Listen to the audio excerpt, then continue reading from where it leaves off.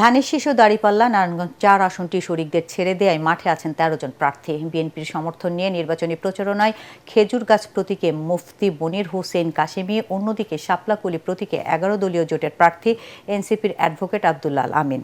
এছাড়াও ভোটের মাঠে সক্রিয় আছেন বাংলাদেশ রিপাবলিকান পার্টি বিআরপির মোহাম্মদ আলী, স্বতন্ত্র প্রার্থী শাহ আলম সহ বেশ কয়েকজন হেভিওয়েট নেতা। মিজান সাধারণের রিপোর্ট। ভূমিকম্প সহনীয় মোস্ট ডিউরেবল দেশের প্রথম Thermex rod Salam steel. Salam steel বোঝে durability. Salam steel, most durable steel. Fatullah ও সদরের ২টি ইউনিয়ন নিয়ে সংসদীয় আসন নারায়ণগঞ্জ ৪। নির্বাচনকে সামনে রেখে প্রচারণায় ব্যস্ত প্রার্থী, কর্মী ও সমর্থকরা।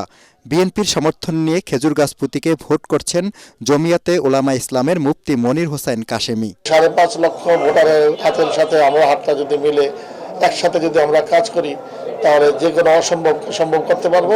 শাপলাকলির পক্ষে নিয়মিত সভা সমাবেশ করছেন ১১ দলীয় জোটের প্রার্থী এনসিপির অ্যাডভোকেট আব্দুল্লাহ আল আমিন। সেই যাত্রা হচ্ছে নাগরিক সুবিধা নিশ্চিত করার যাত্রা। নারায়ণগঞ্জবাসীকে দেখিয়ে দেব পরিবর্তন কাকে বলে।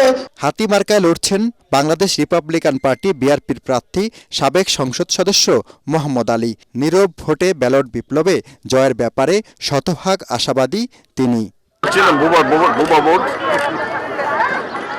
আমাকে জিতিয়ে দিবে। মাদক সন্ত্রাসী আছে এবং চাঁদাবাজ আছে এবং ভূমিদস্যু তো অবশ্যই আছে। ধরেন কোন একটা স্কুলের মাঠ, খেলার মাঠ, ভালো হাই স্কুল নাই, ভালো চিকিৎসার ব্যবস্থা নাই, এগুলো আমি অবশ্যই করে দিব।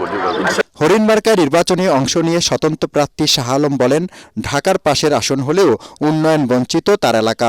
নির্বাচিত হলে ফতুল্লা স্টেডিয়ামকে আন্তর্জাতিক মানে উন্নীত করার পাশাপাশি নানা প্রতিশ্রুতি দিয়ে ভোট চাইছেন তিনি। প্রতিদিন মালকেমার হাঁটি মানুষের যত ক্ষোভ, দুঃখ, অবর্ণীয় দুঃখ, আমি এলাকার জন্য কিছু করতে চাই। দলমত নির্বিশেষে আমি এখন জনগণের প্রার্থী। ভোটাররা মনে করছেন বিএনপি আসনটি জোটকে ছেড়ে দেওয়ায় স্বতন্ত্র প্রার্থী পদে একাধিক নেতা নির্বাচন করায় পাল্টে যেতে পারে ভোটের হিসেব নিকেশ। এই নির্বাচনী এলাকার খালগুলো দখল আর দূষণের কারণে এভাবে পলি পরে ভরাট হয়ে থাকায় বর্ষাকালে তীব্র জলাবদ্ধতার মুখোমুখি হতে হয় এখানকার বাসিন্দাদের। আশপাশের বাসাবাড়িতেও পানি উঠে যায়। এ কারণে এখানকার বাসিন্দারা বলছেন, আগামীতে যিনি সংসদ সদস্য নির্বাচিত হবেন তাকে চ্যালেঞ্জ নিতে হবে কিভাবে এই খাল এবং নদীগুলো উদ্ধার করে পানির প্রবাহ ফিরিয়ে আনা যায়। মিজান শাহজাহান, এটিএন বাংলা, ফতুল্লা, নারায়ণগঞ্জ।